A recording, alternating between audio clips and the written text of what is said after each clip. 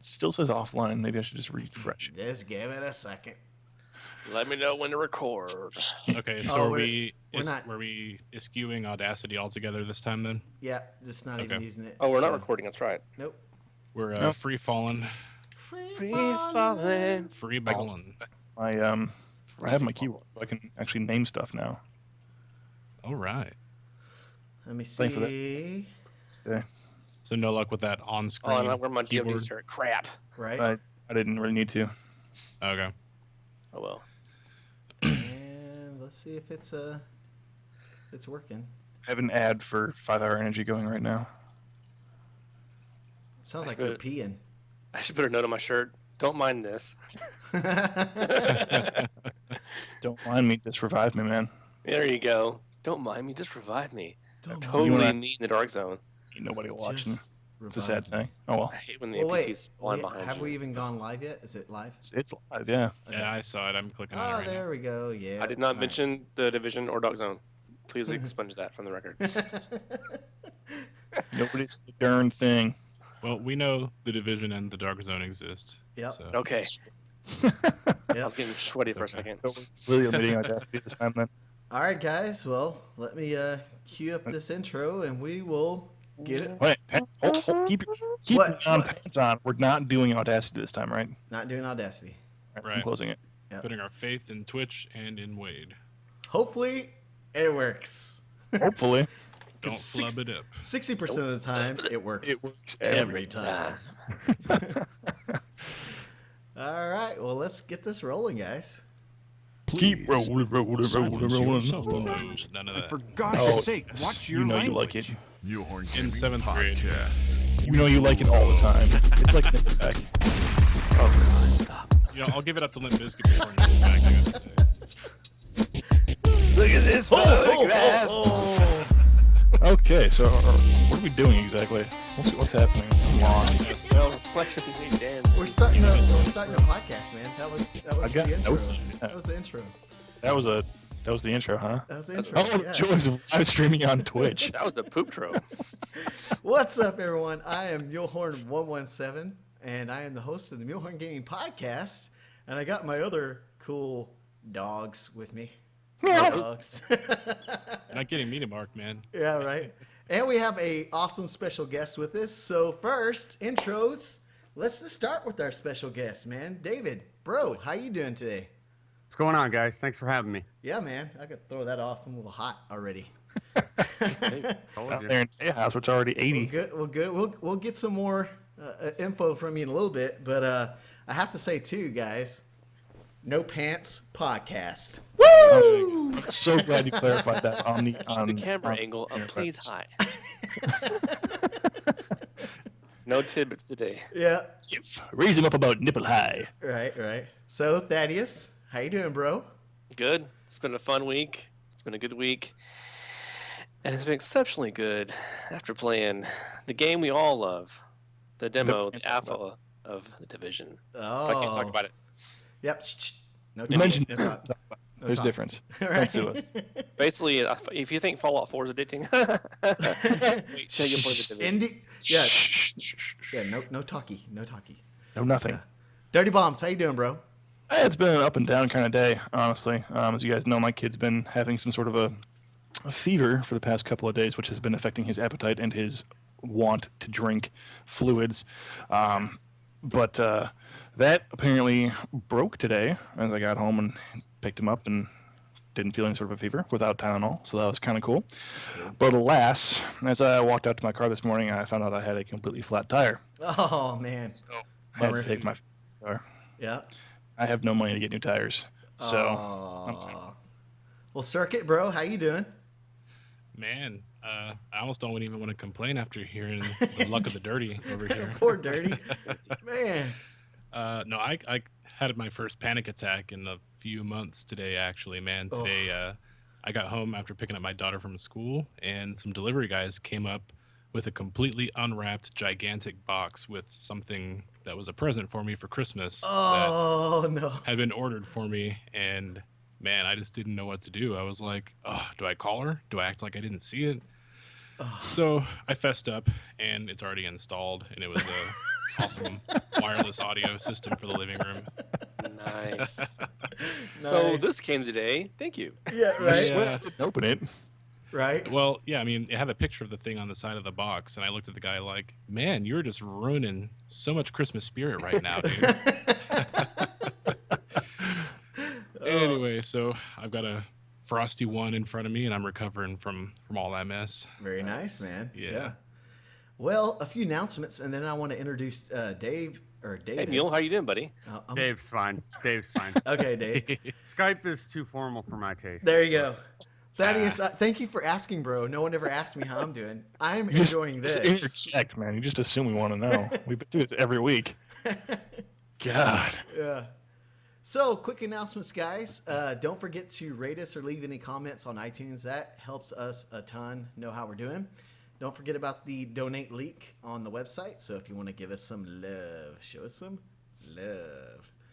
And don't forget about the store we now have on the website.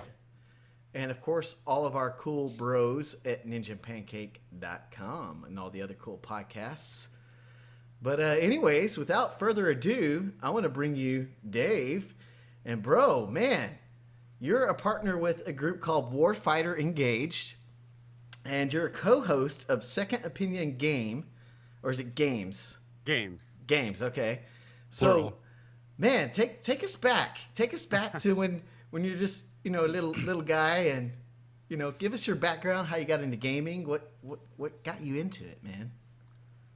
So I've been playing games as long as I can remember. I'm 30 now, so I want to say I was about somewhere between 4 and 6, maybe. Yeah. Of course, naturally, my memory is not terribly clear from that time. We got a Nintendo, and so Yeah. it really was my first gaming experience was Super Mario and Duck Hunt. Nice, man. Heck Yeah, so which oddly enough, I don't remember much of my life at that point, but I have very, very, very clear memories of sitting down and getting stuck in playing Mario and trying to shoot the dog, of course, and those are some of my earliest memories are playing Nintendo, Yeah, man. and it was just. Yeah, it hooked me right away. And then I remember the first time I played Zelda, and by that time it was like, this is what I'm gonna do for the rest of my life. Apparently, Did you ever take the gun and stick it all the way up on the screen to shoot the ducks? every day, every time, man. It's like you want to try and use the sights and proper sight alignment and everything, get your shots off. But at the end of the day, it's all about them numbers. So Yeah. if you ain't cheating, you ain't trying. So I was up on that screen all the time. Yeah, man. Well, awesome. Well, how did you get into from there? Did you go Sony or did you go Xbox or? I sat on the Nintendo for a while, and then I assumed that I must have been a few years behind every generation because I know that the Super Nintendo came out in 91, but based on my age, it must have been maybe 94, 95 before I got one. So it was Nintendo, Super Nintendo. I never had Genesis, but my downstairs neighbor did. Yeah. So I played his. Yeah, of course. And then, and then I went from Super Nintendo to PlayStation to GameCube to PS2. Or no, GameCube to Xbox to PS2. It's a mess, really. But You just love everything. I do, yeah. Honestly, man, I was for my entire teenage life and before I was a teenager, everything was just, I'd play games and whatever it took to get new games. So a lot of times it meant trading in the old stuff, which, I regret some of those decisions now. Yeah. Maybe trading in, that copy of Chrono Trigger so I could buy some garbage bargain bin game wasn't the best idea at the time. Yeah. But hey, it is what it is, I'm an adult now, and I pay, I wipe my own ass. I pay my bills. I've been steadily rebuilding the collection. I am super grateful that Earthbound saved my Super Nintendo collection Oh, yeah. because the only system that I never traded in was my Super Nintendo, and it's because I was not willing to part with Earthbound. Oh, man. And not because it was super rare back then. It carried too much value to me. So thanks to Earthbound, I still have my whole Super Nintendo collection from when I was a kid. Very nice. Very Yeah, nice. that probably makes top 5 lists for RPGs across the board. It's, I have three games. You and I talked about it, Mule, before when we were just BSing the other night. But if I'm honest with myself, the three biggest games of my gaming life have been Earthbound, Final Fantasy VII, and Metal Gear Solid. There you go. Very nice, man. Awesome. The Foxhound. Oh yeah. So you got a good range of games, man. That's awesome. I was a huge RPG head when I was a kid. Yeah. Did you ever get in Mass Effect then? Oh yeah, of course. Okay. That was day one. I have to ask almost everyone. Mass You Effect. and Mass Effect. I just love it, man. So, Dave, bro, you're with warfighterengaged.org. Yep. And so, before we get into that, tell me your story, man, and how it leads into getting involved with them. So, just let the listeners know your story. Yeah. So, as you guys can now see, I am a amputee. This little digit too. This little guy. Yeah. But yeah. So I lost my left hand and my left eye. I was a Marine EOD tech. I'm now retired. EOD is bomb squad for those who aren't aware. Basically, you're a badass. That's what it is, right? I like to think. Well, I don't like to think so much that I'm a badass, but I definitely worked with a lot of badass dudes who did badass, and we did badass things. Yeah. So I'll accept whatever part I had in that for whatever it is. But so I was a Marine EOD tech, and I was on an operation out in Cambodia. Not a combat operation. We were actually doing some humanitarian assistance out there. Yeah. And had a bad day in the office. I was working on a piece of ordnance, and it decided it wanted a piece of me. So it took a piece of me, but I'm here. It's not, so that's a win. Yep. And so I was from there. That was in 2013, January 15th. So coming up on my 3-year anniversary. We call it a live day in the Wounded Warrior community. Oh. Awesome, man. And so I got to Walter Reed, which is down in Maryland. And I, being a huge gamer, was kind of laying up in bed figuring out, like, okay, like, how am I going to figure this out, right? So I'm short a man. My team is down. And I got to figure this out because there was no way in hell that I was just going to be like, oh, well, that's it. That wasn't even an option. So I know a few things about electronics, thanks to working on IEDs and whatnot. And when I was at Walter Reed, I was trying to figure this out, and talking to the rehab folks down there, they said, hey, well, there's this guy that comes down from New Jersey once in a while. His name's Ken something or other, they told me. Now, like, he's been making custom video game controllers for guys. And I'm like, okay, now I'm interested. Yeah. So I kind of stalked the guy, and the next time he showed up down at Walter Reed, I hunted him down and said, hey, you're that guy that's making controllers, right? He goes, yeah. And we started talking. He made me a really sweet PS3 controller so I could get back into that. And from there, I kind of extended. I had kind of held myself out. Was like, look, you're coming down from, it's about 4 hours away from New Jersey. I'm here every day. And I know a thing or two about soldering and electronics. I was like, if there's anything I can do to help you, either things I can make down here on your behalf or just keeping you in touch with guys as they come and go, let me know. And that's kind of how it started was I just, I kind of put myself out as a liaison between the Wounded Warriors at Walter Reed and Ken, he's the founder of Warfighter Engaged. Yeah. And then over time, it just kind of blossomed. And next thing I know, we're partners and we're running it together. That's awesome, man. Wow. That's awesome. For sure. Yeah. So, quick question. Do you have any actually the gear you can show anybody, like some of the mods? So I've got a couple with me here, and these are my mods. So my mods are fairly simple because I'm only missing one hand, right? Yeah. So like a big deal, but not relative to like some of the guys that we help out. Yeah. Sure. But this is actually the PlayStation 3 controller that he made for me when I first got hurt. And I'm going to try and get a good zoom on that. If you can see those micro switches down there. Oh, yeah. Oh, yeah. Those are under the right side. I don't know if I got it mirrored or not, but... No, you're good. Yeah. Got it. That's and those freaking are awesome. my L1 and L2 buttons. Okay. So I got L1 and L2 down here, and then we got these little extensions that we put on the D-pad there. The D-pad that's actually 3D printed that Ken makes. Wow. That's awesome, man. Yeah, the analog extension there. There's a good There you go. Yeah. focus. Heck, on. yeah. The extension we actually I buy them from Control Freak, which is they sell these things and they're pretty Good awesome. place. They clip right on. So Yeah. for those of us with nubs now, it's like I got my stick here, and I can nub the D-pad, Okay. and that works really really well for me. Dude, And the that's other one- awesome. Awesome. Yeah, and this is one of the first mods that I did, which is why it looks a little janky. You got to forgive me. Is my Wii remote. So I don't use my Wii often, but Metroid Prime, I I don't know.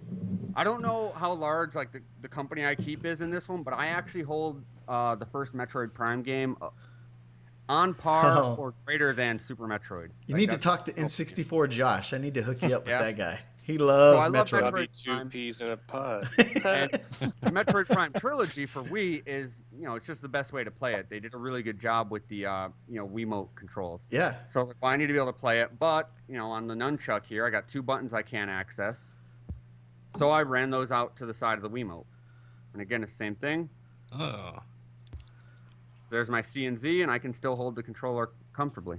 That's And I just awesome, man. hold the nunchuck between my legs, and I got the stick. Nice. Oh, So I don't have any. I could probably screen share, but I'd probably end up screwing it up. So what's really cool is like some of these mods are fairly simplistic in nature, right? If we're really lucky, it's just a matter of soldering lead wires onto a couple contact points on the circuit board, and then like you're good. You just fix them onto the outside of the controller. Money. The difficulties, and this is where Ken really excels, is that he's an engineer by trade, and we've got guys that are quadruple amputees, triple amputees, you name it, we've come across it. And so the question is, like, for a guy like myself who's only missing one hand, particularly the left hand, because there's no face buttons to compete with. Mm-hmm. We can move a couple buttons, put a couple nubs on there. We're all aces. But for guys that are missing like entire arms, legs, all these things, that's where we really get into like these really one-off customized rigs that we make for guys. And Ken has done some really cool stuff. We'll make these kind of like command center type desks that the guys sit in front of, and it's all custom components. We'll break the boards out of the controllers, rewire everything out. Next thing you know, you got guys using bite switches, blow switches, tilts, whatever we got to do to get them in the game. One of the best examples, if you go to the website, warfighterengaged.org, you can actually check out the media page, and we've got pictures of several of our projects, some media articles that have been done. John Peck is one of the first guys that Ken did a rig for, and he's one of only a handful of quadruple amputees to survive their injuries. Wow. One of the first guys Ken did a project for, and he's got this wicked cool rig. And the guy's a straight killer, with it. And it's awesome, man. And that's really what it's all about for us. Yep. It's taking something that, a guy may not realize that they can still do. Right. Right. So, Man. with these injuries comes the loss of certain recreational activities you used to do. And while those things, you can get over it when you're busy, right? So you're at the hospital, or you're working, or you're doing school. Something's pulling you out. You're busy. What do you do when you're, back at your home or in your hospital room and there's nothing going on and you're just left alone with your thoughts? Yeah.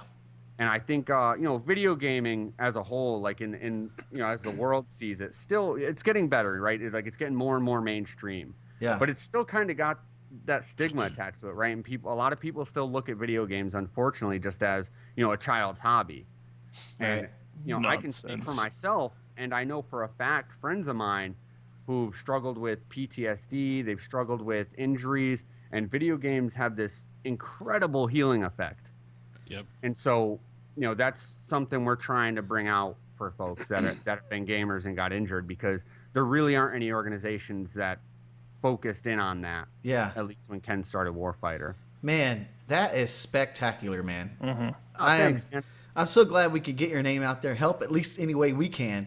right. To get y'all out there to help any other vets or anyone It's appreciated, else. man. Yeah. So It's really just getting the word out. if any vets or any military personnel or anybody that might be interested in this, I'll have in the podcast notes their website, and Dave, of course, I'll have his contact on Twitter. So you please. guys check that out. And man, I got to ask you, how can we, or our listeners that are listening, how can we help you? What's the best way that we can help you guys? I mean, and I'm not even here to ask for money or anything. Of course, we're never going to turn down donations. That's always an option. Well, actually, one of the cool ways that folks can donate to us, like without like just straight donating to us, is we are actually a member of the Amazon Smile program. which is when you if you're shopping on Amazon, and especially during this time of year, we all are, right? Yeah. You can actually go through the Amazon Smile checkout, select Warfighter Engaged as your charity of choice, and they'll actually donate a portion of your purchase to us, which is incredible. Sweet. But money, financial assistance aside, really it's just about getting the word out, because there's only so many folks that we can reach on our own, and opportunities like just being on this show, that's awesome for us, because if you guys reach 5 people that I might not have ever reached on my own, but those 5 people can reach 5 people, so on and so forth. And it's just that's really where it comes from. My number one goal is just, in a perfect world, every single disabled veteran out there, in this country, or even in the world, anybody who needs it, if they can hear about us and they know about us, that's all I'm looking for. That's awesome, man. Well, we'll try to get it out for you as well. And man, I just feel honored. I'm glad you're hanging with us on the podcast. Get to talk some games with us. No, man, it's a pleasure.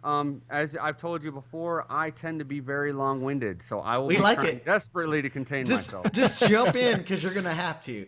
We are 4/5 Texans. Yeah, so. That's right. My dad lived in Texas. See, that's why I've been I like down you. there a few times. I like it down there. So, I got a question for you guys before we jump into some other stuff real quick, and it's just a general question here about Bungie. But you notice, and we've talked about it on previous podcasts, how they time their releases for stuff. And so you had the Sparrow Racing come out recently, and it just so happens to land right when the Division is doing their alpha testing on Xbox One. Now, hold on.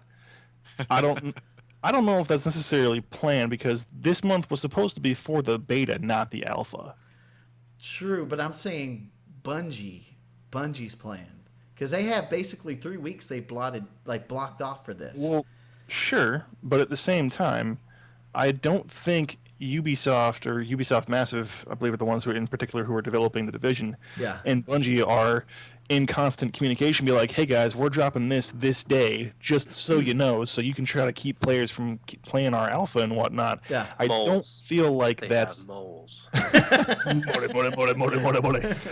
I don't feel like that's the case, honestly, because as we know, we didn't know an actual date for the beta. There was and I said in the last podcast, there was the potentiality for it being on the 15th, but obviously, again, that's been pushed back until early next year. Yeah. Well, didn't we know it was going to be in December? And wouldn't that be a good call for them to do a 3-week block? I mean, still. Well, they should have given us more maps if it was supposed to last the whole month, dude. Exactly. Oh man, we're gonna get into some Destiny talk later, but I mean, maybe they were holding off. Maybe they were holding off the Division Alpha until Sparrow Racing came out. There we go. That's brilliant. Shared your preconceived notions. Right. Well, and another little tidbit of news, is Word of the day is tidbit. and this is actually big time, guys. EA announced some esports. They're gonna have a competitive gaming division now with EA. So Now they're invested. Now they're invested. Yeah. Did they say what game? Yeah, Electronic Arts. Crazy. What game? Not what company? No, there's esports team. They're getting into it. They're gonna have a whole division. It was led by Peter Moore. Peter Moore is what the article said on IGN. As that he's going to be the head of that. And so, dudes, what do you think this means? I mean, we talked about it 2 podcasts ago about how Star Wars may be in the esports scene. What, Battlefield, Battlefront? What do you guys think? I can see Battlefield being more of competitive sports than Battlefield rather than Battlefront. Sorry. Right. Yeah. Battlefront just seems like a much more casual play environment as opposed to Battlefield. Yeah. How much impact do you think the Star Wars license has on viewership, though? Oh man, it's Star Wars. Do you think more people will watch like a competitive Battlefront just because? Like, do you think there's some bonus appeal to just by virtue of it being Star Wars? Oh, absolutely. I would never own a lunchbox if it didn't say Star Wars on it. You know what I mean? Absolutely. Real talk. Yeah, I think if EA opens up that door, that Pandora box of competition, then that'd be an easy way for the Star Wars to segue into it. Even if it is more on the casual side, it'd be a way for them to experience the competitive side and see what comes out of it. Yeah. Well, here's my question. If they limit themselves only to, and I know they have a lot, but only EA games, how many of those are competitive enough and would have a viewership to float? Would they ever have to integrate other brands into their competitions? I think they have enough FPS. I mean, like I said, Battlefield has a big enough following, and you have the somewhat flop / somewhat success of Titanfall. Yeah. And we don't know what's going to happen with Mass Effect. I mean, that's true. I don't know if I'd want to. Titanfall 2 still, right? Yeah. And that one may have single player. Thanks, EA. Thanks for coming to the game late on that one. Sorry, Ready at Dawn. Whoever makes that game, I don't know. All the same. I don't know if I'd necessarily want to see Mass Effect in a competitive multiplayer setting, because that's just that to me says, "Hey Mule, hey Thad, let's boot up Mass Effect and just screw around for 3 hours." Yep. Don't knock it till you try it. Exactly. I don't even know what that would be. I mean, that would have to be the equivalent of Sparrow Racing in Destiny, just something that's kind of fun but has no real reason to be there. Mako Racing, Off-Road Baja, Mako. Oh my God. That might actually be more entertaining than it sounds. Yeah. Oh man. Yeah, I'm just curious because they mentioned Counter-Strike in the article. So Counter-Strike Go is really popular. yeah. So they said they've noticed that popularity. So I don't know, man. It's just What they noticed are cha-ching, cha-ching. Exactly. Show me the money. EA announced that shortly after we talked about a certain Mr. Cuban discussing that recently. Yep. Uh-huh. Yep. Could that be their bank? Dude, if EA and Mark Cuban joined forces, I think we've got a dark side Imperial Army kind of thing going on. Oh yeah, that would be pretty nuts, man. Dark side. We have esports. Yeah. EA is the Empire, Mark Cuban is a Sith Lord. I'm sure he's geeking out pretty hardcore. Yeah. Well, cool guys. I just wanted to pick y'all's brain a little bit on that, see what y'all thought. So, speaking of our website, we have voicemails now, and we got our first voicemail, and it's pretty epic, guys. It's so Dirty, and you guys, you won't be able to hear it on Skype, but our viewers on Twitch can hear it right now. So I'm gonna go ahead and load that up. It's 48 seconds of greatness, and so just take a listen to this. Very guys. special guest. Very, very special guest. Very. Hello. This is Brock. Being quiet for 48 seconds. I just wanted to say you're doing a good job. Can you hear the hair dryer in the background? You know, Michelle, she don't like video games. She says they make kids fat. But I said, let me be clear. I don't care. I like shooting stuff. And I'm the commander-in-chief. Wow. Most of all, I like mule bagging. He likes mule bagging. In fact, I call it bomba bagging. So that was it, guys. We had our very special President Obama say that we're doing a fantastic job and that he likes our mule bagging, and he calls them Obama bagging. So Obama bagging. Yeah, only if the real president do that.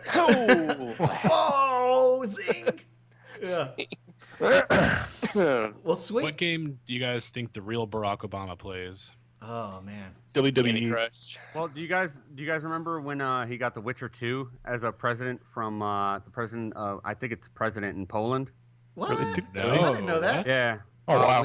When The Witcher 2 came out, coincidentally, I'm pretty sure that's not why Obama was there. But, the president was over. Yeah, he was over in Poland for something, and they presented him with a collector's edition copy of The Witcher 2 for PC. That's awesome. That was their gift from Poland to the president. That's pretty epic, dude. So he put the game in, and he's like, "You damn Dell computer can't run this thing." I've wondered for years if he actually played it, and yeah, I don't know. I met the guy once, but I didn't think to ask him. Oh man. Missed opportunity. Yeah.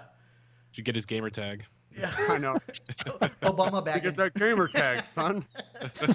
Master in Chief 1. Oh my god. Master Chief, the Master Chief. Yeah, that's funny. Well, cool, dudes. Well, let's head over and talk some Halo.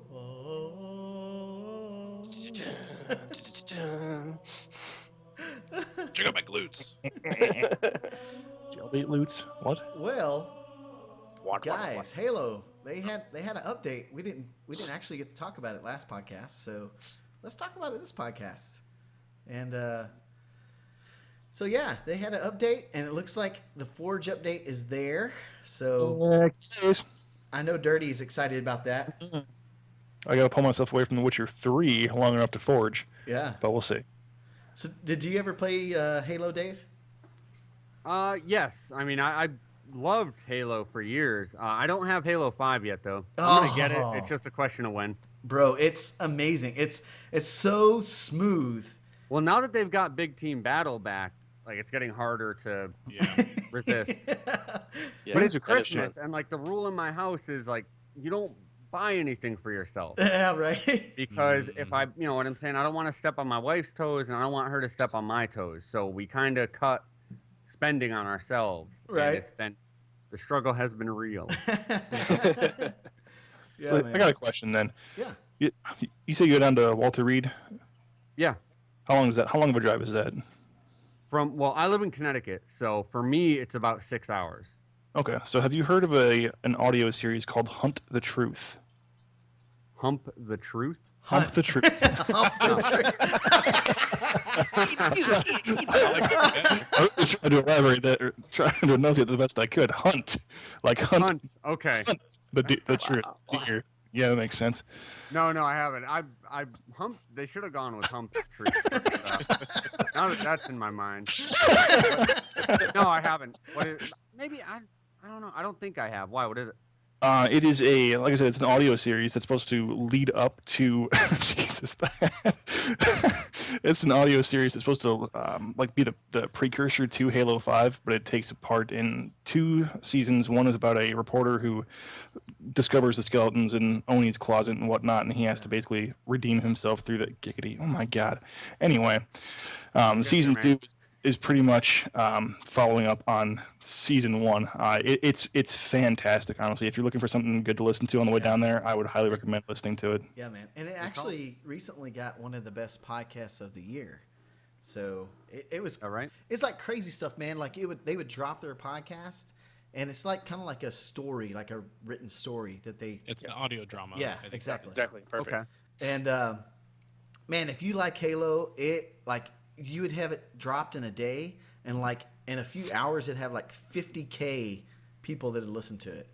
Oh wow. Yeah. It's just remarkable. See, I need to get on that level. Yeah, man. It's pretty awesome.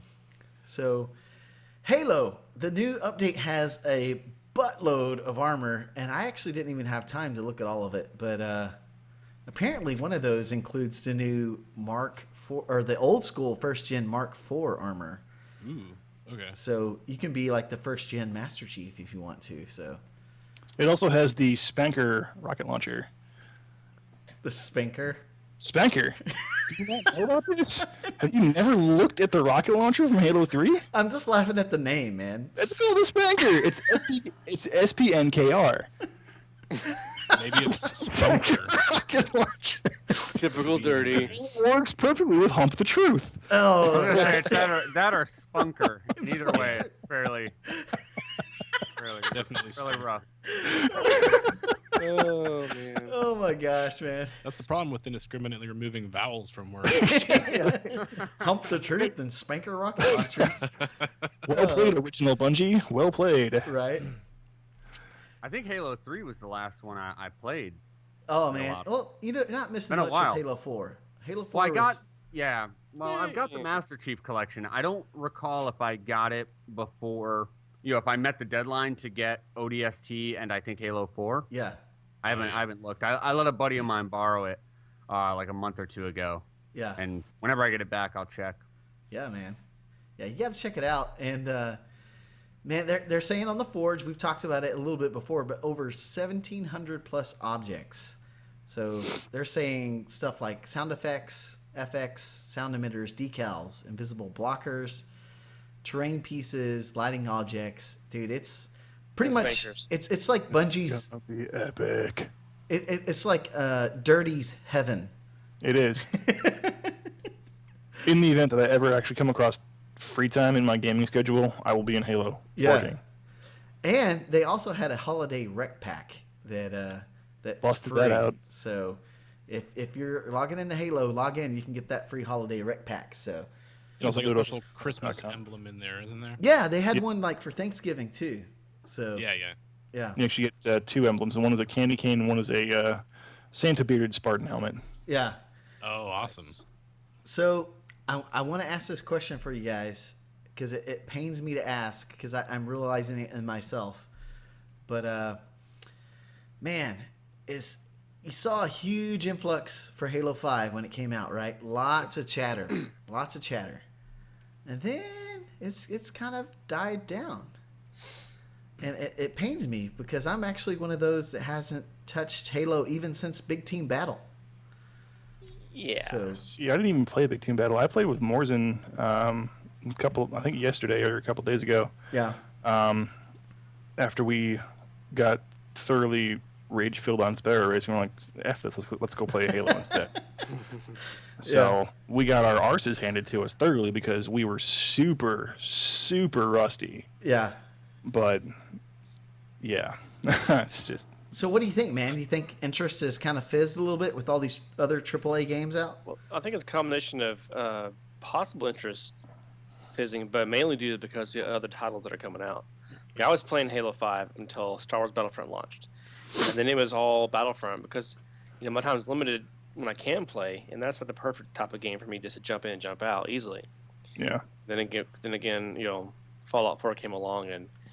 Ruined everything. Well, Dave, I played Star Fallout Wars 4? a few times, but it's all 4, man. Fallout 4. It's 5 a.m. nights. Okay, I can get 2 hours of sleep. Start again tomorrow. Yeah, if I fall asleep right this second, I can get 3.5 hours. Negotiation. Exactly. Yeah, That's a good night's rest right there. Yeah. Nope. good enough, I don't know, man. it's kind of like I was telling Mule last night when we were playing a game that we ought not talk about. It's just that I kind of want to get into that. I really hope I get Battlefront for the holidays or my birthday, which is right around the corner. If anybody wants to get me anything, no pressure. I'm actually not expecting anything at all. Just ignore it. Anyway, I want to play because I enjoyed playing the beta when you could actually get into a match, and it feels like a much more casual gameplay and speed as opposed to Halo, which has all the stigma of being one of the most well-known MLG, streamed, hyped games out there for competitive gaming. Yeah. And it reaffirmed that feeling when I was playing Halo. It's like my heart was beating, my eyes were darting every which way. I'm like Rick James over here or something like that. It was just, it was crazy. It was sweaty. It was sweaty indeed, sir. It was sweaty balls. Ben and Jerry paid me a visit. Oh, nice. Man, I forgot about that ice cream, dude. Dude, it's so good. That was crazy when I heard about that coming out. Like, man, they have some bowels, dude. Halo does have. Oh, Sweaty ones. Sweaty ones, not just sweaty ones. not just shreddy. Sweaty. Sweaty. Sweaty. So what do you guys got any other thoughts about Halo? I mean, because it's such a freaking good game.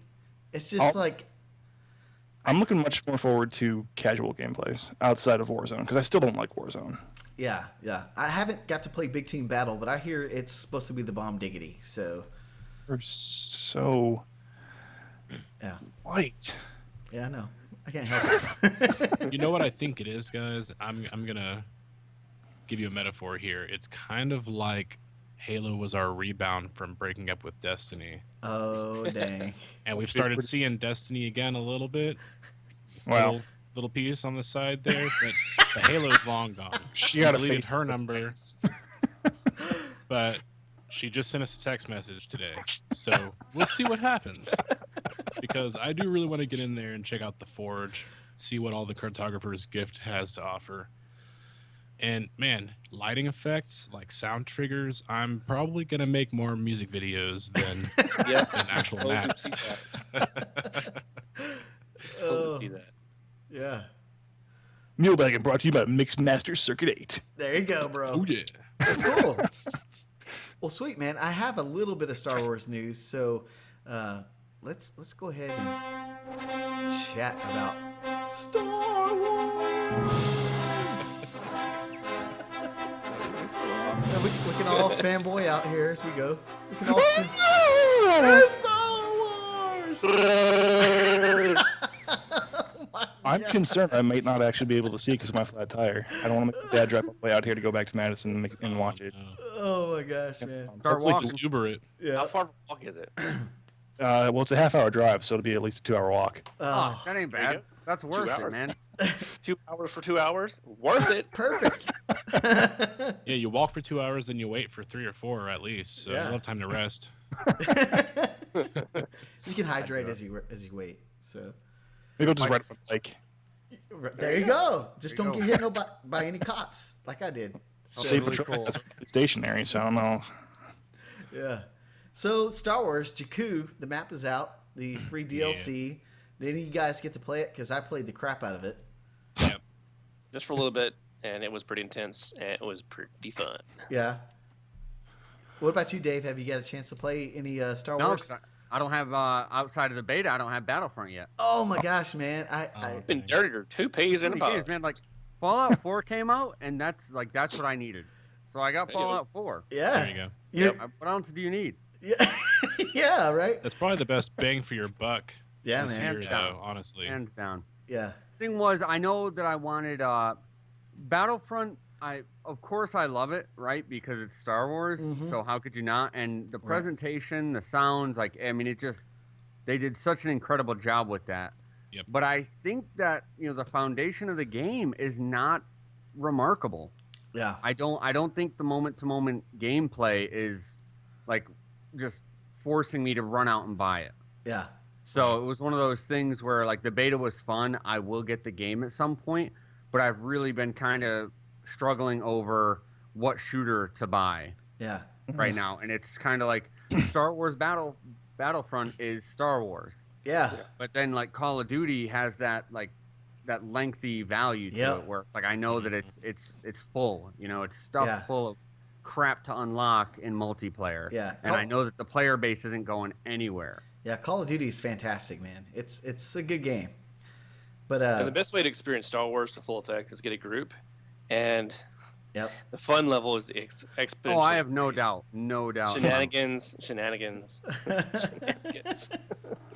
Yeah, so I played Jakku for actually probably almost 2 hours straight once it came out, man. And gosh, it's just that map is chaos, dude, and it's so awesome because it's Star Wars. And like I said, it's just I take it with a grain of salt because I'm a Star Wars fanboy, but it's like, oh my gosh, dude, it was so good.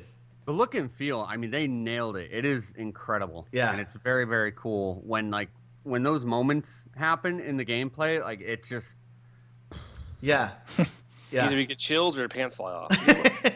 or both. Well, Neil's pants are already off. So, Yeah, I mean, pants it's, Or are you off. got chills because your pants fell off. There you go. There you go.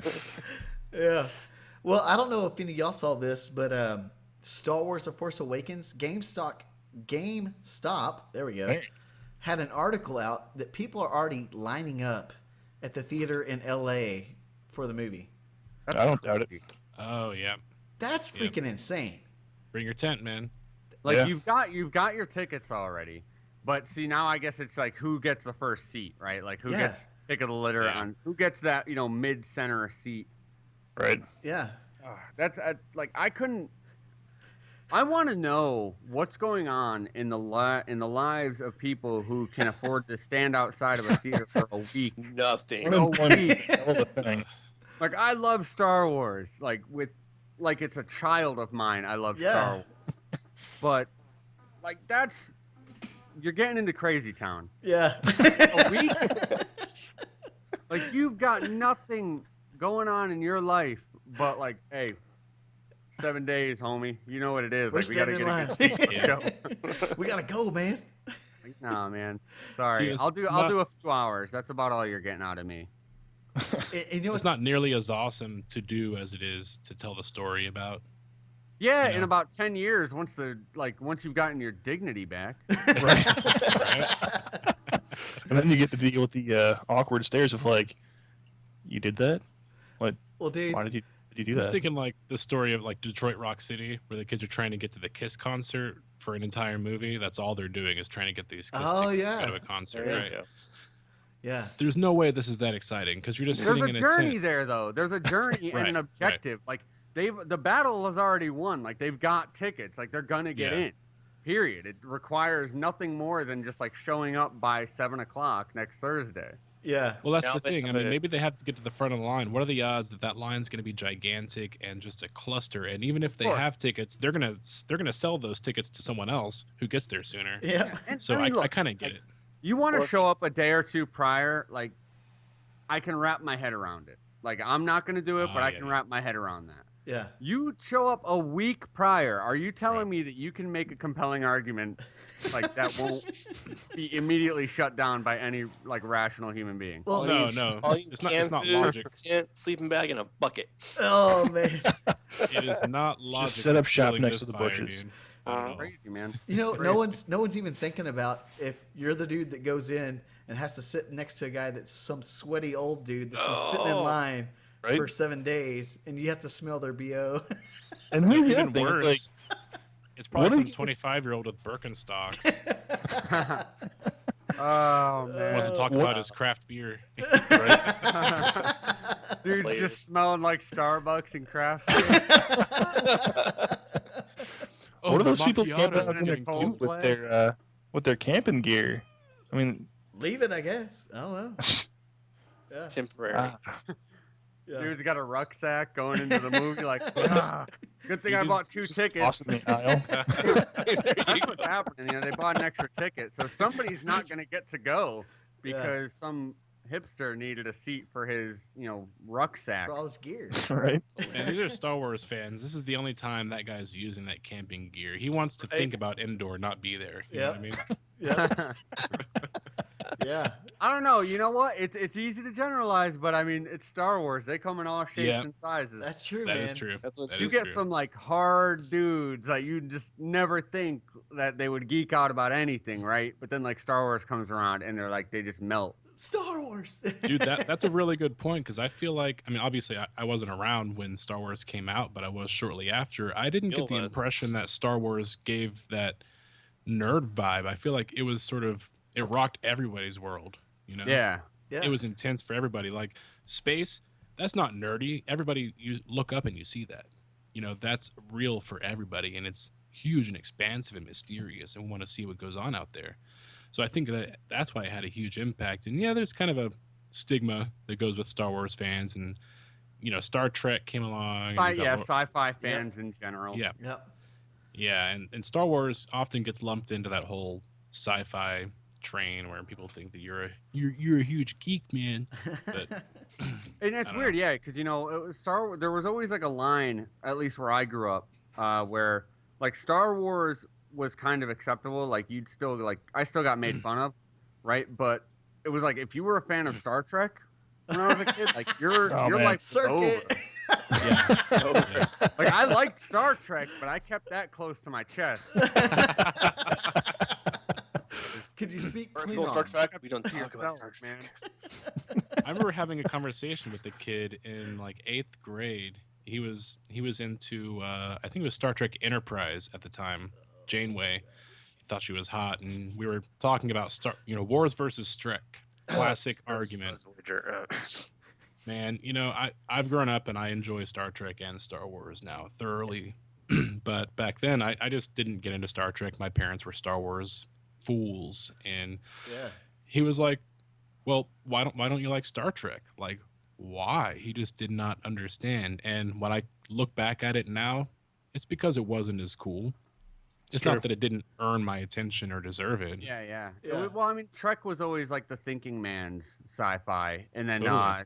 Star Wars was, really flashy and action and like really classic, like good versus evil, and it was, really Mhm. easy for a kid to wrap their heads around. Yeah. Wait, who was good and That who was was why. evil? That was. Yeah. Let's. Yeah. Who was Here good we and who go. was evil for you, Dave? Oh, I think I listened to this podcast actually last time, and Take the blue for the pill. record, that theory is ludicrous, but Oh man. I don't remember whose theory that was, but That's it dirty started bombs. off. It started off. Okay, well, it started off like I was like, yeah, like this could be really fascinating. Surprise, like convinced me, but Yeah. nah, it wasn't. Sorry about it. Oh man. I couldn't co-sign it. Sorry, I still got my Empire faithful out there. Yeah. No, hey man, do you? And I'm not no disrespect meant. Shiny helmets. Shiny helmets. Yeah. Well, dudes, one little thing about the division, a little bit, because we can't really say much. NDA. But Do we know when we can actually talk about that? Is it like, do we have to wait until it's over, or they just like wait until we get the go ahead? I think there's no end to it. So That's I'd have to We look at the discussed stuff actual. that they've already published Yeah. publicly, and even after the alpha is over, depending on the terms, but typically we won't really be able to talk about stuff that was in the alpha, although a lot of that will be the same in release. There might be some stuff that's different or not in the game later, and that's why. Yeah. Mm-hmm. So The alpha's open, yeah. if you're X1, you pre-ordered it, you can get the beta code, and that guarantees you an alpha spot. So you just go to their website, put in the beta code, and you'll get an email for the alpha code. Download it, and you can jump in. So it's not open, but it's not exactly exclusive. yeah, Right. it's Right. yeah, because right now the beta or alpha, is going from the 9th to the 12th, so it's pretty short. And then the beta, it got pushed back because it was supposed to be in December, and it's now we just know sometime early 2016. So Everything comes out in 2016. yeah, It's true. Everything. yeah. So with that pushback, what do you guys think? What do you think that means? Because we've already seen the division push back a few times, so we can kind of talk about this. I think I would have liked to have heard that the release date also got pushed back, because that means they're working on stuff and giving it a little more time, which I always like to hear. Yeah. That's what Ubisoft think- does really well. Do you think they were sharing resources with the Siege team? They might be That's- now. It's crunch time. That's a good question, man. I mean, Yeah. Ubisoft is Ubisoft, regardless of the branch that they belong to. Yeah, They because have different studios. It might be a big hassle to bring people from a completely different side of the earth into the same No, I project, imagine but- so. I imagine because typically, I mean, big studios like that typically bounce around with different development teams. But I wonder because it's all like the Tom Clancy's series. yeah. How much Right. overlap there is between the development teams, or if maybe like certain things get pushed just so they're not competing with themselves. Yeah. I don't That's know. a good question, man. I mean, because Siege is in full swing right now. Yeah, and So- I hear it's really, really good. And I've historically been a huge fan of the Rainbow Six games. Yep. Okay. Yeah.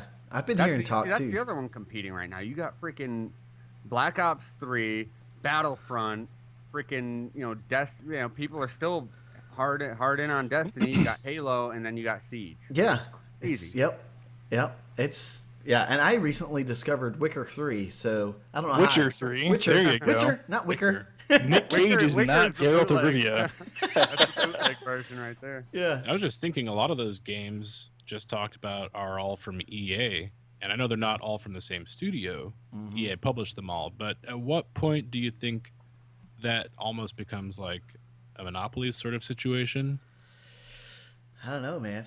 I mean, do you think they're close enough? I mean, obviously there's I don't think there's a law in place to prevent one company from selling too many video games, but you know what I mean? I don't know, It man. kind of If you gives go us to a word. high enough level, I'm pretty sure that most companies and developers fall under like a very, very small number of like owners.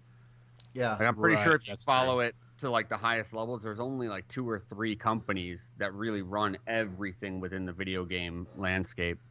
That's true with a lot of media, man. Like when it comes Yeah. to TV and broadcasting, it's down to like 7 to 10 companies. like we talk about Vivendi a lot, and maybe we don't mention them, but they own Activision and Blizzard. Yep. That's their parent company. The fact that somebody owns both of those companies is insane to me.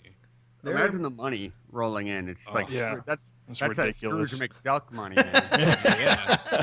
Yeah, the guy takes a bath in money. Yeah.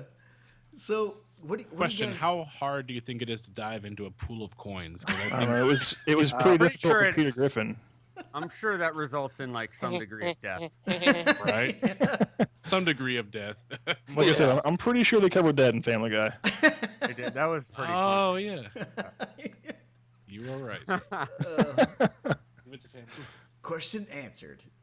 Yeah. Right. Matter of fact, I hesitate to like. I struggle to think that there's any form of currency that one could dive into without breaking your neck. That's a valid Even point. I mean, bills would have to. You'd have to like support that with like foam or something. You have to get something to break up the paper. Yeah. Yeah, but you're breathing a buttload of coke once you get in there, so you probably feel True. okay. You're dumb. Oh Not man. that I would know what that means. So. Oh my gosh, guys. We're adults. It's fine. So, real quick, and Almost we'll a move good on. meal stash. Is from what we've seen with trailers and some people that are kind of the community leaders for the division, what are you hoping that the division is for you? What's y'all's? I mean, because I'm assuming we've all seen the trailers. Like Dave, have you seen the trailers? Okay. I know nothing about the division. Oh, bro. You and I Okay. spoke about Homework this for the the other night. night. I actually, it's like one of the few games that I just know zero man. things about. Well, that is your homework after the podcast, sir. need Is to to just learn. look up trailers. yeah. Oh, I got enough homework. Sorry. Well, how about I got finals Thaddeus, next week, Give man. him a quick run over of the sort of premise, because you're kind of our resident division master. Sure. The division basically takes place starting off of Black Friday. A virus plagues New York City. A certain degree of death and mayhem happens. We have all kinds of different factions that are basically taking over New York. There's utter chaos, and you're part of a sleeper cell that's been initiated to take back the city. You have your open world that's pretty much your only your session. It's not multiplayer, but you traverse the open world much like your I guess you'd say your Skyrim or your Borderlands. You have various missions and tasks you unlock along the way. Then you have your Dark Zone, which is your multiplayer. You can team up with other individuals, run across other teams. You can help each other out, or a key thing that actually is part of the game is going rogue, and you take out other agents. You steal their loot from the Dark Zone, but you instantly get tagged as a rogue agent, and everyone in the Dark Zone knows where you're at, and you're instantly hunted. It gets pretty crazy. You have a countdown timer where you can eventually be safe again, but Yeah. it's kind of like a free-for-all.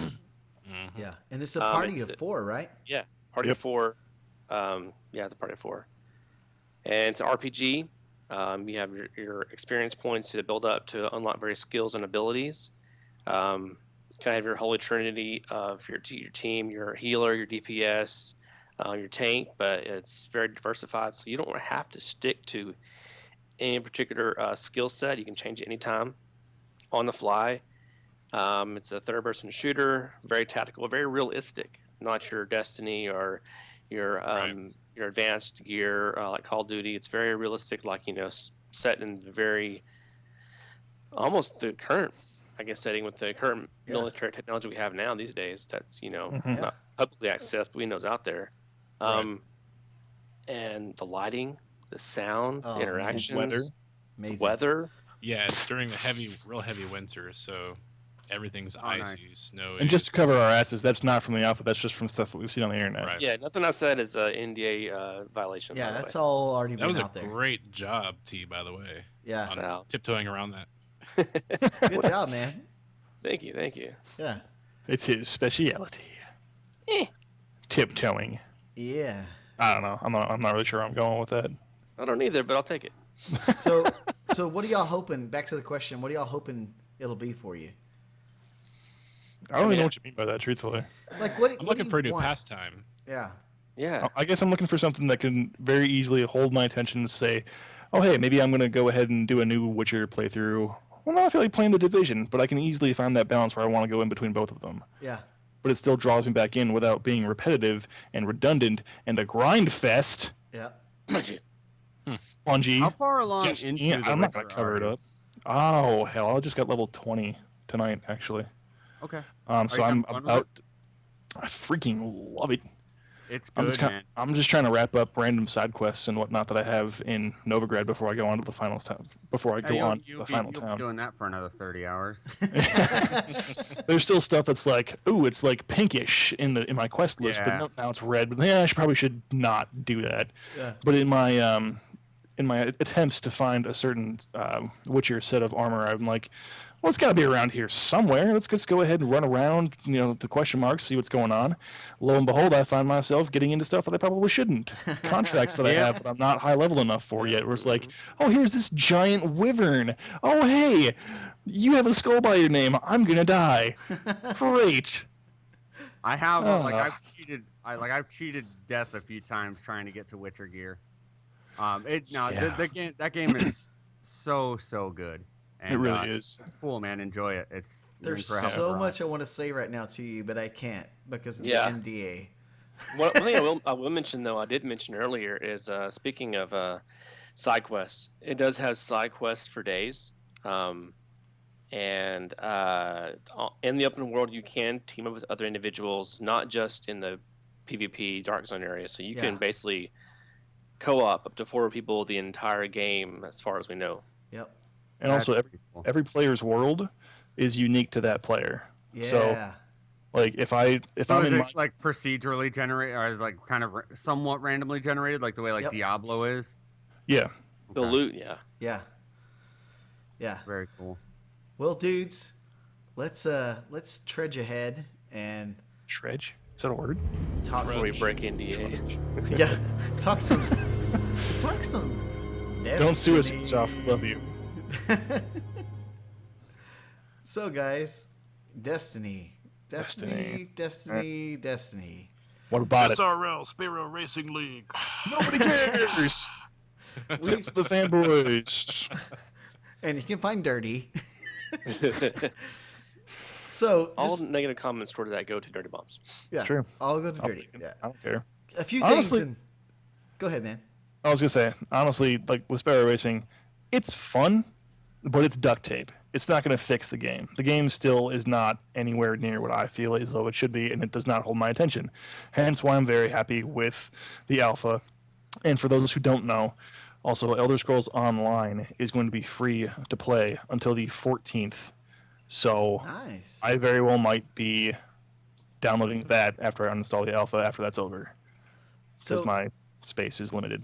Well, you better be downloading it now because that's going to take all day long. But All day long. Oh, all wow. night, all night. Dirty jumped into it, so let's do it. Sparrow Why Racing. not? What do you think? Like I said, man, it's fun. I mean, it's like Circuit had mentioned before. It's for it being around for 3 weeks, though. It's kind of cheap and craptacular. They only gave us 2 friggin' maps. Yeah. Yeah. I have a couple Destiny- different opinions on that. Like Oh. Destiny's game, like the existence of Destiny is kind of best explained by the fact that like their story is really just one of them like patting themselves on the back and Basically. celebrating like the release of features that they should have had the foresight to include in the beginning. Yep. So like you'll see Sparrow Racing the way that it should have been at launch after about like 4 more months. Then you'll get the I Sparrow like this Racing guy. experience that they should have come out with originally. Then it'll be, you guys asked for it, so we gave it to you. They're like, look how, we're listening, guys. Like, we love you guys. You're awesome. Please keep playing. Here's Right. 4 maps. And, like, you've got, like, people that'll eat it up. And by all means, if you're loving it, keep loving it. I had a lot of fun with it for the time that I was playing it. But then, like, you've got groups of guys like us that are like, yeah, no kidding. Like, that should have been out months ago. Like, you don't Yeah. deserve a pat on the back. You deserve a smack upside the head for not realizing it sooner. Well, Let's not forget that Sparrow Racing is, in my opinion, lazy as all shit.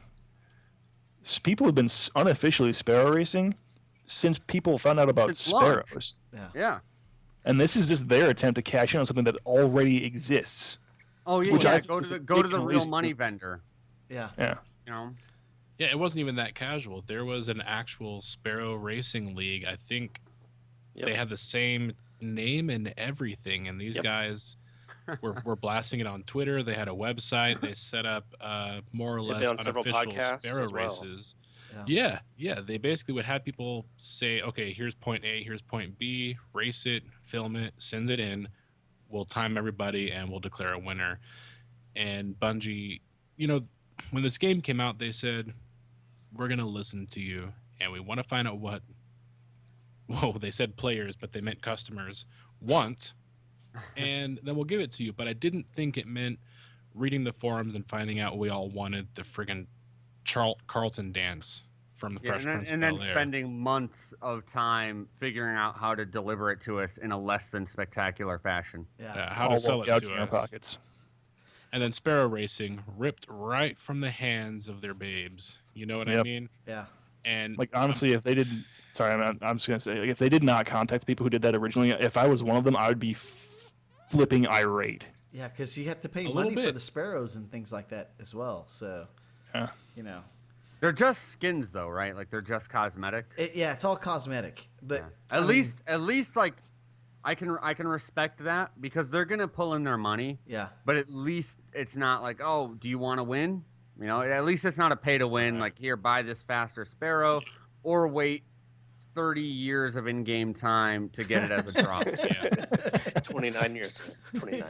yeah, If you're lucky. yeah. Yes. Man, Something we have talked about before is the sort of jealousy aspect that comes along with RPGs. I know there have been some people who've talked about that besides us, but in a game like Destiny where, let's face it, eventually all you've got left to do is that raid. You're all wearing the same stuff. Being different cosmetically is huge. Yep. Okay. That you can go and strut your ass around in the tower might actually be the highlight of someone's week in Destiny if, or just crapped on them loot wise. yeah, Peacock yeah. Did you say pink eye? said peacocking. God, pink eye humps the truth. I'm just on a roll with you guys tonight, aren't I? And brag about this guy. I'm peacocking. Yeah, check it out, guys. I got a Pooped on me, case and I of got pink pink eye eye. right now. Good old happy pink eye. That's funny. What's in your eye? Orc's poop. Okay. Orc farted. Pink eye. Debuff. Oh my gosh. No, that's a challenge mode, dude. Oh. Well, I've liked the Sparrow Racing. I thought it was fun for about 30 minutes because it's only two tracks, and it gets a little sweaty the first couple of times because you want that gear drop. But then after that, I realized, hey, I'm just playing this to get gear that doesn't mean anything. So I was like, What are you getting as rewards for that? Is it like Sparrow It's- cosmetic drops, yeah. or is it gear for like it's main game? cosmetic drops for your driver, for you as your character, but it doesn't. There's only one item that actually can be used besides Sparrow Racing, and it's a helmet. It looks pretty sweet. It's pretty cool looking, but the rest of it is like cosmetic, and you kind of look like Tron. It's just that really Yeah. sleek looking I armor. think I heard about that. Wasn't there like a Sparrow that kind of looks like a light cycle? Yeah. There's like an Arc Sparrow and all the others, but I mean, And Yeah. how do you get it, Johnny? silver. Yep. Yep. Friend. Yeah. So if you complete your quest line, you work up from having a Class C, B, A, and then S license by fulfilling a series of quests. And at the end of that, they give you one of, I want to say, 6 new Sparrows they've brought in, all of which are required to have an Eververse license for them, which does cost the equivalent of $10 in silver. What's an Eververse license? Oh, Because sorry. I'm familiar with the shop, but It's just like a quest I don't line. even know. Yeah, I'm sorry. Yeah? No, they're not $10. It's $5 for one of those little packs, and the license basically unlocks the Sparrow for you. Yeah. You get a license for a thing when you purchase it, and that basically is their way of letting you refund it within, what is it, like 10, 15 minutes Yeah. before the license is fully activated, is the way they put it. Yeah. And speaking But, of silver, you can buy that stupid whatever they call it, The book? track record, the book Yeah. that people have already figured out a way how to cheat. Thanks a lot, Destiny community. Yep. Yeah. There's people that. So there's a book you can buy for $10 that keeps all your stats, and apparently people are figuring out a way to complete the quests and get that book without paying the $10 in silver. So. Yeah, it's actually really funny, guys. I bought the book, mostly for research purposes, but also to support Destiny because as much crap as they have, well, crapped on us, if they can do something good with the money and give me back the really great game that I liked, and maybe I was looking through some drunk goggles, but give me something, then I'm going to be optimistic about it. But it'll keep track of your stats, but it has certain goals inside of the book. So when you reach a certain amount of, say, boost gates hit or races completed in first through third or different things like that, you'll get a reward, and there's an exclusive set of armor and a sparrow that you'll get through that. But people found out the book keeps track of your records whether or not you buy it. Yeah. But getting it and getting the rewards, you have to buy it. But people would open up the menu to the Eververse Trading Company, click on the book, and then click on the quests inside the book and complete them and get the rewards without ever actually buying the book. Now, apparently, it's been fixed. Yeah. And they've made it to where the items that people bought cannot be used without that license now. Oh, okay. So it went kind of Foresight retro. is a hell of a thing. Yeah. Oh. Yeah, I mean, they 280'd your black spindles so they could do Basically. this. Yeah. Well, I mean, I'm going to say this one last thing on Destiny. I'll say my piece and then let you guys give your thoughts on it. But they had this on the weekly update, and I'll just read it and give my thoughts, and then I want to hear you guys, and we can move on. So in the weekly update, it said for early 2016 experiences will be on a scale close to Festival of the Lost, which was the Halloween thing. The second will be a far larger than anything you've seen since the release of Taken King. There's also another significant update to the world and sandbox planned with the same window. So this is in response to people worrying about content. And they're basically saying good stuff is coming. But for me, my opinion, on the body of work that we've seen so far from Destiny, I don't trust them for anything that they're saying with content. Because the only content that I've thoroughly enjoyed was the Taken King. That was the only content that I was just like, yes, this is the game I wanted, but I had to spend $160, $180 to get the game that I wanted. yeah. So it's like, I don't know, man. Serves you right. At this point, I love the game. I invested so much of my time and effort in the game. We covered it so much in our podcasts. But at this point, I'm kind of like, you're just noise to me. I want to see it first before I even believe what you're saying to me now. That's where I got. I had the season pass for the first 2 expansions, and After Dark Below, I think it was around the time Bloodborne. I started playing Bloodborne, and so like as soon as something better came along, I forgot about Destiny. I was like, I'm over it now because I was raiding a couple times a week, but it was just it was so grindy at that point that I really wasn't getting any enjoyment out of it. So then, what was the second, House of Wolves? Yep. I just now recently played House of Wolves finally, and I was like, eh. But yeah, because I have it on Xbox now as well, and so now I'm playing Taken King, and they did a really, really good job with Taken King. They did. But that's kind of where I was I have no faith in what they're telling me anymore. I've got to see it first. Yep. Right. And so like Taken King, people were saying, oh, dude, it's awesome. Like they finally got it where it needed to be at launch. Or at least what people were expecting. And I'm like, that's awesome. But until I saw my buddy playing it at his house, that was when I was like, oh, okay. Yeah, they did a great job. Yeah. So they can tell me whatever they want to tell me about upcoming expansions, new games, whatever it is they've got planned. I'll believe it when I see it. Yep. Exactly. And if it's worth it, it's worth it. Because, Destiny is one of those games where the moment-to-moment gameplay is still extremely satisfying. Yeah. It's just they built it on this foundation that is really, really raw. Yeah. Yep. Go. You gonna say something, Circuit? I was gonna say they don't want you to use your buying knowledge to. They don't want you to use your experience in the game to determine whether or not you're gonna buy the next expansion. They want to lure you in. Yeah. Regardless, And that's why I have such a huge problem, one, with pre-order incentives, Yeah. but also there were basically pre-order incentives for the Taken King as well.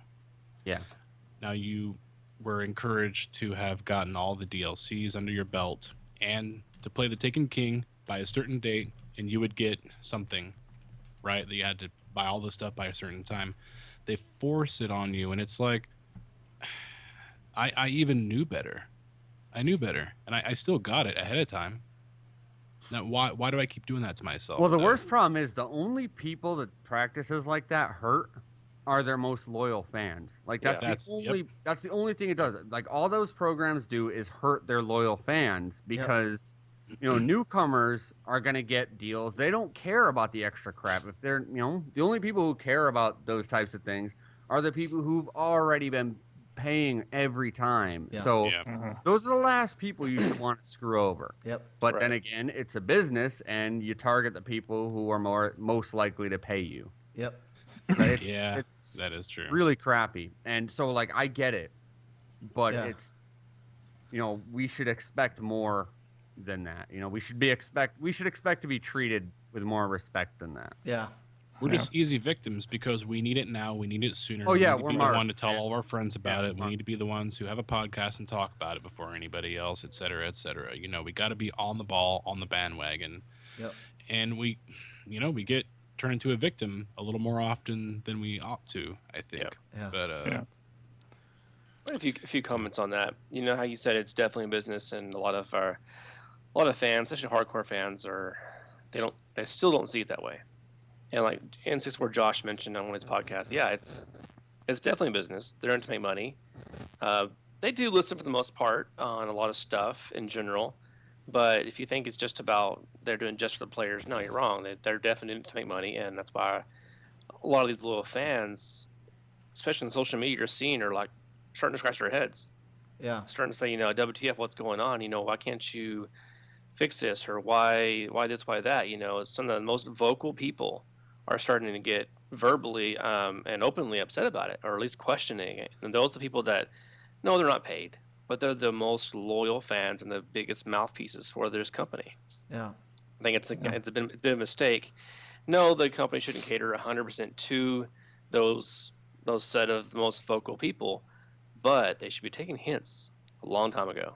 Yeah. Yeah. Second thing is, you said how TTK was how you're noticing how TTK is how Destiny should be. Well, if you want to really see how Destiny should be, get yourself in the alpha of the division. Exactly. Third, Shots I fired. talked about the significant update to the world in Sandbox. I'm wondering if, since information supposed to have been leaked out via Kotaku about how the linear story was fractionated and turned into this spiderweb of a mess that is now, if this in Destiny 2 or leading up to Destiny 2 is their attempt to kind of solidify a story, add more open world. Two of the main things that have been asked for a long time that really haven't been touched on. That's my thought process. If they do that, I think they will pull back a lot of people and definitely contribute to their longevity of the 10-year plan they really hope to see happen. I think a full, like, if Destiny 2 happens as like a full release game, I think that's going to be a turning point for them, because they're going to finally be able to cut the cord on last gen. Old gen. Yeah, exactly. Mm. Like, because the glass ceiling Thank right you. now, I think, like, really, really hurt Destiny when it started, and it continues to hurt it.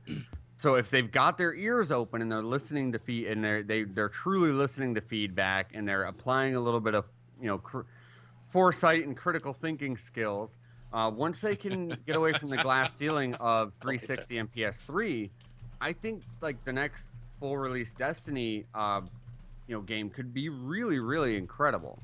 So I am Could be. anxious to see what we're going to end up with. It's just they've lost my goodwill in terms of, like, I'm certainly not going to pre-order, and more than likely I'm going to give it a week before I commit to anything. You know what I'm saying? Yeah, Yeah. buyer beware, man. And I have a theory on Bungie right now, actually, if I can spill this real quick before we get through with it. Yeah. Okay, so in a recent update, or I guess the update notes rather, they mentioned Bungie's live team. I don't know if any of you guys picked up on that. Yep.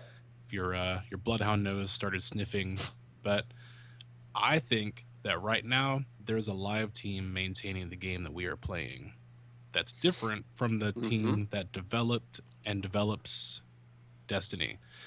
I think that later this year, the big content they're talking about, that's the Mars raid that was already created in conjunction with the Dreadnought, which was supposed to be part of the big game's release.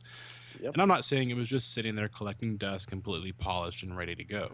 But, I mean, at least fair to say a good chunk of that work was done. We know they've already outsourced a good amount of work to High Moon. Yeah. So I think that the bulk of Bungie is working on Destiny 2 presently. I hope so. That's my That's a theory. very good assumption. Truthfully, with this snippet of information, I've become so much more cynical of the Destiny community. Let's hear it, Dirty. No, Come on. No. Not Bungie, the community. Yeah, exactly. The community. Screw Bungie. Bungie's already lost they've lost my loyalty. I'm in the exact same boat as Dave. Like, I don't care that you're making content. I don't want to hear about it. I want to see it, and I want to hear reliable information about it, because that's where my cynicism comes in, because I can't trust people like Erickson and Mesa Sean. Not to say that they aren't great guys, because I've enjoyed following them on Twitter. They put out fantastic content, and they do good work. But they are loyal Destiny fans, and nothing against them for that. I mean, I love harassing Mesa Sean about it. Hopefully he all takes it with a grain of salt when I post on his timeline and whatnot. But at the same time, they're in it to spin a positive tune for it, and that's fine, because obviously there are people who still enjoy the game. But I want to hear people's unbiased opinions. Yep. And their opinions are way too heavily weighted towards the pro side of the list. And when it comes to expansions, not even expansions, when it comes to content like this, I'd so much rather hear abso-freaking-lutely nothing from Bungie until they release large-scale content. I don't give a rat's freaking ass about sparrow races. I don't care about whatever the deuce they got coming up next with the Festival of the Lost. So basically you're telling me you're going to put out another goddamn Grindfest. Sorry, Foggy Mouth. But again, you're going to put out another freaking Grindfest for us that's going to be like, make the tower pretty, oh my god, yay. Who cares? Festival of the Hey, Frost Dirty. is coming up. Will you be Boom. my Valentine in the tower? You know it's coming, dude. Oh man, honestly, if you could pick Valentine's, I will totally be. I will actually jump off my soapbox, hop back on Destiny, and be your Valentine if that's the case. Oh my See, and that's what they'll listen to. But again, I don't want to hear anything from them when it's like, oh, we've got this coming. It's like, I couldn't care less. It's going back to what Mule said. You've shown me so much that you have the potential to make a fantastic game, but you have shown me even more that you have the ability to screw it up royally. Yeah. So, I'd like to try and get back into the game. With the Division coming out, I very well may not, because that Mars raid was supposed to be slated for March, and that's obviously their shot at Division. So, Oh, it's that early, really? yeah, it's supposed to be in March. Whether or not it's actually coming out in March is the next thing. But I imagine it'll be coming around March, or at least around the same time as Division, because that's their next big competition. So I just have to mention this. Destinot in the chat says he wants an emote that raises 3 fingers and does the the Hunger Games whistle. Yeah. So that's Just get a poll up on the Bungie.net forums, and if you get 100,000 people to vote yes, they'll sell it to you for $5. right. Oh, well, that's good stuff, guys. Because I tend to agree with all this, because it's like taking everything I say about Star Wars completely 100%, and that's why I always preface it by saying I am a fanboy of Star Wars. Because it's like. Sure, fair enough. Yeah. It's like if I were to go see Star Wars, which I may not be able to. I'm sorry, I said to do my flat tire, but hopefully I'll be able to get around that. But at the same time, if I were to just take Mule's word for it, I'd be like, cool. you enjoyed the movie, or hey, cool, you enjoyed the game. If I had not even played the beta or played the game at all, it's like, but at the same time, I can't really trust you because you're 100% for the game. I'm gonna have to you'd look have up to information scale it for back it. to like 80%. Exactly. Yeah. Like, Totally. all right, he says it's good. I'll check it out maybe, or I'll do my research on it before I actually dive in. Yeah, yeah. That's how I am with like Metal Gear and Star Wars. Like, there's just certain things that I'm just hardwired to love. Yeah. So I've definitely get. And fortunately, like Metal Gear, in my opinion at least, like my as unbiased as I can be, like Metal Gear has not yet given me a reason to feel like I've been looking through like rose-colored glasses. They've been good every time around. Yeah. But I've definitely forgiven some things for like the franchises that I have like a soft spot for. Yeah. Dudes, well, that was a good combo, man. Well, let's go ahead and go to our last segment, which was My Heroes. Wow. Not bad. I don't have the intro music for that, so. That's kind of lame. So we have a few My Heroes, and I'll start it out. And I just want to say, I know it's kind of cheesy, but Dave and Warfighter, you guys, My Heroes for what y'all do. Thank you, Serving man. those that served. That's tough. That's pretty awesome sauce. And my second My Heroes would have to be the Division community leaders and how good of a job they've been doing for so long with all these pushbacks. And that means the guys at Smartwatch, at Rogue One, Hamish, all those guys. It's just, they've done a fantastic job.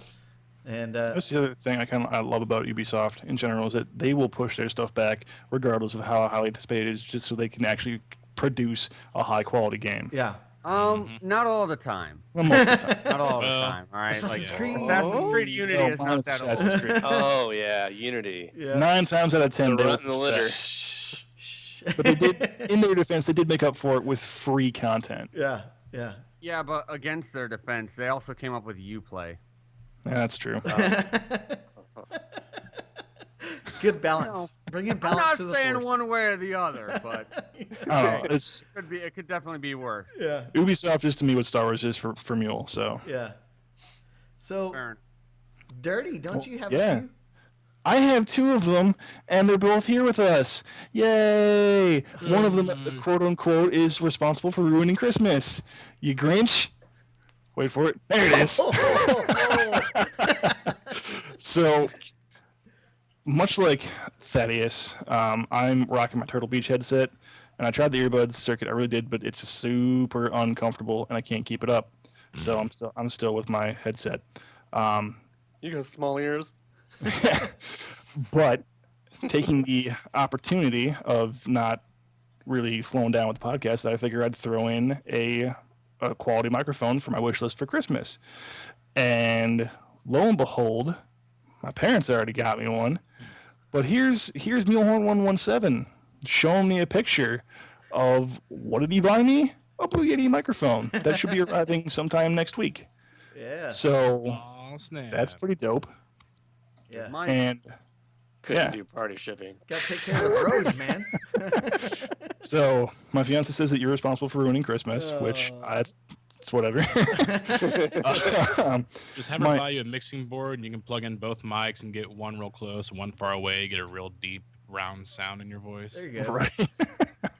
Well, that sultry voice is my other hero, Mr. Circuit 8, because, well, Circuit 8 and by proxy GameStop, because apparently GameStop sent you another code for the Alpha Division, or the Alpha Division. Jeez. Alpha The Division. Alpha, the Alpha and or Beta for the Division, and you in turn gave that to me, so now I have been blessed with the amazingness of playing the Alpha Beta.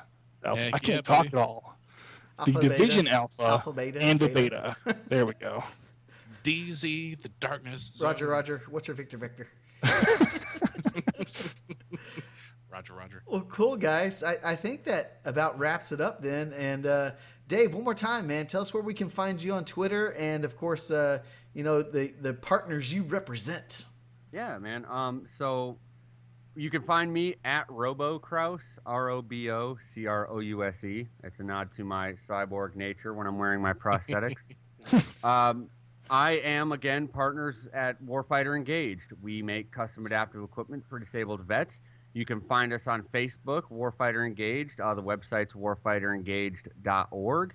And we're on Twitter at WF Engaged. So come out, give us a follow. If you want to chat, hit us up. Yeah. Awesome, man. Well, guys, as you know, you can find me on Twitter at Mulehorn Gaming, Circuit 8, Dirty Bombs, that is Prime. But all us guys on there, don't forget to rate us on iTunes and subscribe. We would appreciate the love. But anyways, guys, remember... Oh, you forgot something. What? You haven't said cool cats the entire episode. Cool cats! That's okay. So remember, cool cats, when in doubt, go ahead and... Shoot the cat cannon.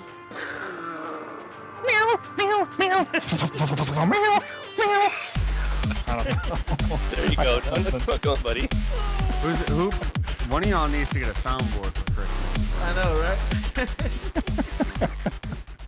Vocals are gonna fail. The bottom's gonna fall out on that real